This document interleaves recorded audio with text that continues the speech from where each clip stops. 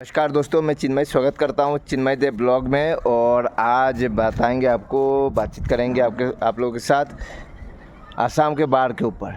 काफ़ी लोगों ने काफ़ी सारे वीडियो अपलोड किए हैं और कुछ वीडियो ऐसे भी आए हुए हैं जो नागालैंड में खनन चल रहा है, मतलब कोयला की खनन, मतलब कोयला निकाले जा रहे हैं। उसकी वजह से नदियों के सामने से मतलब पूरे कम से कम काफ़ी सारे एरिया होंगे, कम से कम 40-50 किलोमीटर के दायरे में खनन चल रहा है। और उसकी वजह से जो भी बरसात हुआ, पानी जो है ये बाढ़ की स्थिति बना, ऐसे काफ़ी सारे लोगों ने बताया। मगर असली मुद्दा कुछ और है, क्योंकि ये तो चल ही रहा है, पूरा देश में खनन चल रहा है। पूरे देश में, एमपी में चल रहा है, झारखंड में चल रहा है, आसाम में चल रहा है। और कोयला की खनन, कोयला जो निकाले जा रहे हैं और इलीगल, ये तो चल ही रहा है, जिसे माइनिंग बोलते हैं। तो ये कुछ अलग है। ये क्यों करने दे रहे हैं तो आपको पता है, क्योंकि लोकल लोग साथ में नहीं है, लोकल लोगों को कुछ पता नहीं है। लोकल लोगों को 2-4 रुपये पकड़वा दिया जाता है और लोग बोलते हैं हाँ चुप रहो, ऐसा सीन हो रहे हैं। असल जो मुद्दा है वो है new world order. New world order आपको समझना होगा। न्यू वर्ल्ड ऑर्डर क्या है?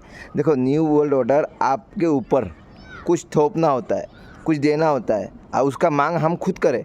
मतलब हम पे कुछ थोपेंगे तो हम ही मांग करें, भाई साहब हमें ये चाहिए।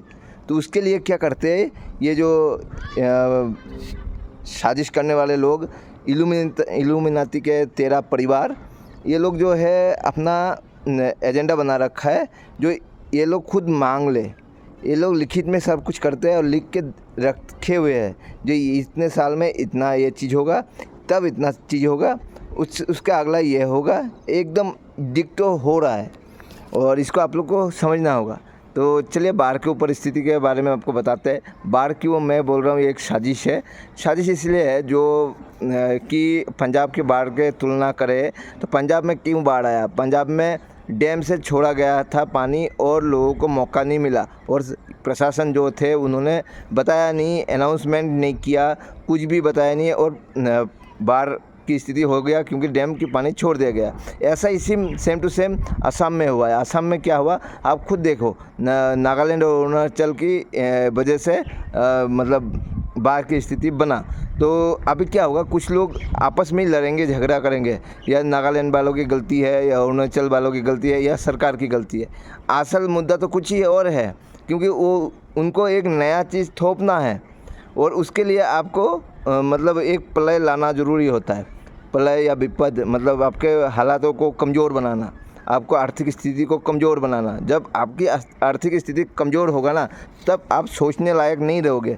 आपका सोच अलग टाइप के रहेगा, जो कहाँ से मैं अपना 2 रोटी कमाऊँ और पेट भरूँ, बस इतना रहेगा। मगर उससे अलग नहीं सोच सकते हो जब आपका आर्थिक स्थिति ख़राब रहेगा और आपका पेट भरा हुआ रहेगा हमेशा। तो आपको 10 आदमी के साथ जुड़ोगे, मिलोगे, बातचीत करोगे, तो आपको सब कुछ जानकारी भी होगा और आप कुछ सोचोगे भी।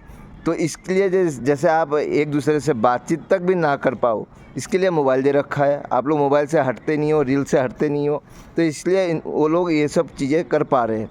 क्योंकि आने वाले टाइम में आपको कुछ थोपा जाएगा। क्या थोपा जाएगा? ई-रुपया सबके मोबाइलों में आरबीआई भेज रहा होगा, आप लोग देखिएगा। आरबीआई बार-बार भेज रहा है, जहाँ ई-रुपया दिया जाएगा, उसके ऊपर आप सब कुछ कर सकते हो। 1 रुपये से लेकर मतलब लेन देन कर सकते हो, सब हर तरीके का। तो ये क्या है, ये आपको समझना होगा, क्योंकि आरबीआई जो है वही सबसे मेन मतलब गेम प्लानर है, ये याद रखिएगा। और आरबीआई को चलाने वाला और कोई नहीं है, ये इल्यूमिनाती के 13 फैमिली में से एक फैमिली है, याद रखिएगा। मगर 13 के 13 फैमिली एक साथ जुड़े हुए हैं, ये याद रखिएगा। इसको आपको बारीकी से समझना होगा और आने वाले फ्यूचर में आने वाले जो बच्चे हैं, जनरेशन को बचाना होगा इन 13 फैमिलियों से। अगर नहीं बचा पाएंगे तो ऐसा जो प्रलय आया हुआ है आसाम में, ऐसा हर साल आएंगे और कोई सरकार भी बताएंगे नहीं। खुद को समझना होगा ये क्यों आ रहा है, कैसे आ रहा है। और हर कोने कोने पे आपको ये बात बोलना पड़ेगा, जो कि बैंक जो है, ये बैंक के वजह से सारा गेम खेला जा रहा है। बैंक अभी आपको ई-रुपया देगा सबके खाते में, डिजिटल करेंसी देगा। 100 में 100 बता रहा हूँ। जिस दिन से ई-रुपया चालू हो गया देश में, तब आप रुपयों में लिखा हुआ वचन, जो मैं 10 रुपये अदा करने का वचन देता हूँ, ये फिर बोल नहीं पाओगे। इसका एक प्रोपेगेंडा मतलब जाल मतलब बुन चुका है पूरे देश के लिए, नहीं पूरे भारत तो है ही है, पूरे दुनिया के लिए। और हमें पूरी दुनिया को देखना नहीं है, पहले अपना इस देश को देखना है और हमारे घर को पहले देखना है, हमारे घर के लोगों को कैसे समझाना है। तो हम लोग आने वाले टाइम में आसाम आ रहे हैं, आसाम में पूरे ऑल आसाम घूमने वाले हैं, टूर पे निकलेंगे और लोगों को बताने की कोशिश करेंगे। देखते हैं कितने लोग जुड़ पाते हैं। आई होप ज़्यादा तो लोग जुड़ नहीं पाएंगे क्योंकि उनको नॉलेज नहीं है, जानकारी नहीं है। और अभी जो 10-12 दिन पहले वो ये जो हुआ उससे लोग काफ़ी प्रभावित है। और इसमें एक मिसाल है जो भाईचारे का जो मिसाल दिया हुआ है, इसका बहुत ही अच्छा नमूना पेश किया है। और यही एक मौका है लोगों को बताना और लोगों तक पहुंचना, जो कि दुनिया में जो चीज़ हो रही है सारे चीज़ बिल्कुल ही प्लान किया हुआ है। और बारिश जो है, प्रलय जो है, भूकंप जो है, ये हार्प टेक्नोलॉजी एक केमट्रेल और एक क्लाउड सीडिंग के ज़रिए करवाया जा सकता है बारिश। ये याद रखिएगा। बारिश कैसे होता है, जिससे ये बादल आपको दिखाई दे रहे होंगे हल्का हल्का, इस तरफ भी बादल है। तो ऐसे आकाश में एक एरोप्लेन जाएगा और पीछे से धुआं निकालते हुए जाएगा। देखिएगा, मेरे वीडियो मैंने काफ़ी बार दिखाया आप लोगों को।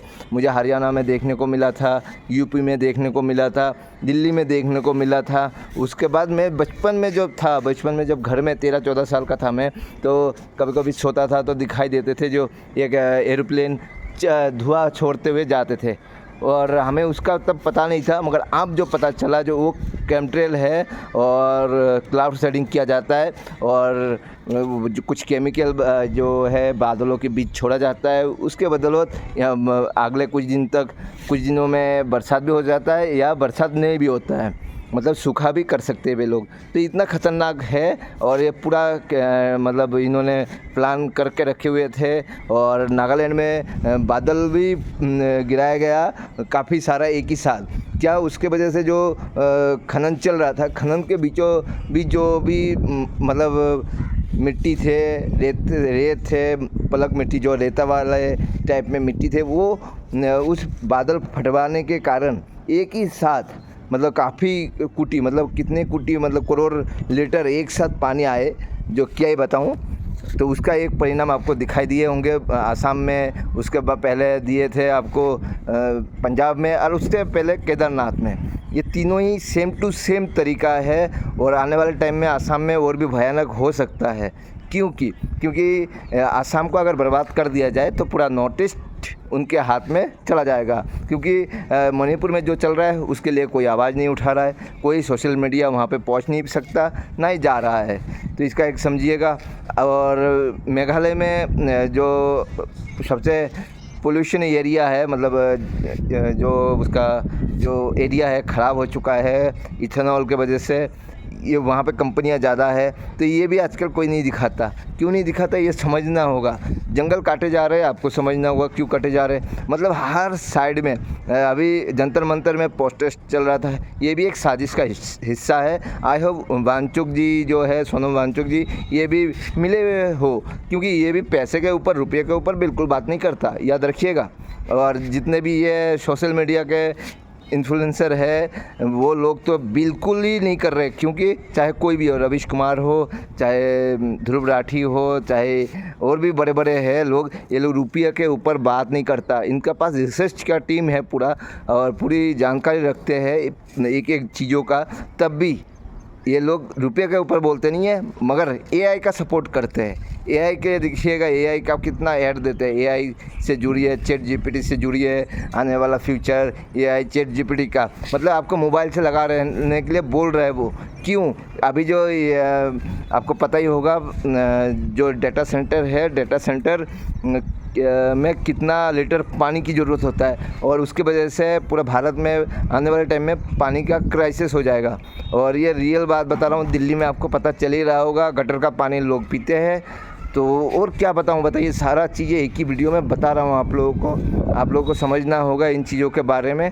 और नहीं सोचेंगे तो आने वाला टाइम आपका नहीं है, आप डिस्ट्रॉय हो जाओगे। और जो लोग हैं ना पूरे दुनिया में 800 करोड़, ये लोग 50 करोड़, मुश्किल से मुश्किल 100 करोड़ रखने का इरादा है, ये याद रखिएगा।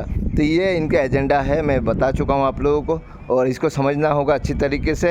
ये एक ही चीज़ से सुधरेंगे जब हम अपना व्यवस्था खुद बनाएंगे। इसके लिए आपको खुद को आगे आना होगा अपने बच्चों के लिए, और नहीं तो कुछ लोग मेरे ही दोस्त लोग हैं, मेरे रिश्तेदारों में से भी है, मेरा बाहर के दोस्त भी है, वो लोग खुद बोलते मेरे बाप दादाओं ने क्या दिया, सारा कुछ तो बेच के खा गया, ऐसे कहने वाले अभी कुछ है। तो आने वाले टाइम में 100 में 100 मिल जाएंगे आपको, अगर ऐसा ही चलता रहा तो, क्योंकि ज़मीन जाने वाला है आपका, बैंक आपका पैसा लेके भाग जाएंगे, जो आपका ऊर्जा है वो उसका हार्वेस्टिंग होते रहेगा, और आपके आने वाला पीढ़ी मतलब एक गुलामी की ज़िंदगी जीने के लिए तैयार होने वाला है, अगर आप बैठे रहोगे तो। अब तो बाकी आपकी इच्छा है, और लोगों को मेरा बातों को समझ में नहीं आता है। लोग बोलते हैं तुम क्या वीडियो बनाते हो, हमें समझ में नहीं आता है, क्या बोलते हो समझ में नहीं आता है। उसके लिए आपको 3 दिन तक बैठ जाना होगा एक ही जगह में, वो है जनता सरकार मोर्चे की ट्रेनिंग में। जनता सरकार मोर्चे की ट्रेनिंग में जब आओगे, बैठोगे, 3 दिन तक आपको अपने आप को समझाओगे ना मैं बैठ सकता हूँ, तब जाके आपको समझ में आएगा, नहीं तो आप बर्बादी के लिए तैयार रहिए। और ज़्यादा जानकारी के लिए हमारे चैनल को भी सब्सक्राइब कीजिए। और आसाम में टूर है, और आसाम में कोई भी भाई हमसे मिलना चाहते हैं, तो हम लोगों से बातचीत करना चाहते हैं, अपना जो भी प्रॉब्लम है वो शेयर करना चाहते हैं, तो चलिए आते हैं आप लोगों के साथ। और कमेंट पे लिख दीजिएगा हमसे मिलना चाहते हैं, कहाँ से बोल रहे हो वो भी बता दीजिएगा, तो हम कांटेक्ट कर लेंगे आपसे। नंबर तो ज़रूर दे दीजिएगा। और अगर आप आसाम से है, आसाम में पूरे शेड्यूल बन चुका है हमारा, कम से कम 12-13 दिन का शेड्यूल है ऑल आसाम घूमने का। तो आप लोग का साथ भी चाहिए, आप लोग का हेल्प भी चाहिए, ये भी बता रहा हूँ। और आसाम के लोगों को सपोर्ट करते रहिए, भाईचारा दिखाते रहिए, इतना ही कहना चाहूँगा आज की वीडियो में। वीडियो अच्छा लगे तो शेयर कीजिएगा। मिलते हैं नेक्स्ट वीडियो में, तब तक के लिए धन्यवाद।